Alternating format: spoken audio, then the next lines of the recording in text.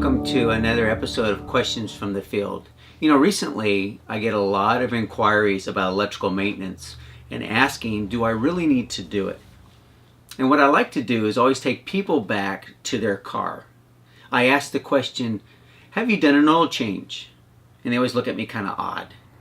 And they said, well, of course I did. I said, who told you you had to do it? Is there a law passed? Is there something that I've missed?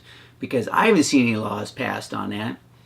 Well, the question is nobody makes you change your oil and nobody makes you rotate your tires.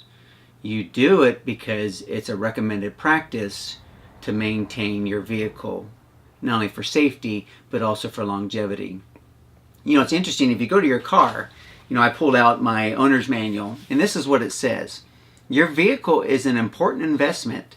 This section describes the required maintenance for the vehicle. Follow this schedule to help protect against major repair expenses resulting from neglect or inadequate maintenance. It may also help to maintain the value of the vehicle if it is sold. It is the responsibility of the owner to have all required maintenance performed. It's interesting because if the automotive industry has set a standard that we follow so our cars can run flawlessly, don't you think that the electrical industry does the same thing when it comes to your electrical system? If it's good enough for your car, the question is, shouldn't it be good enough also for your property?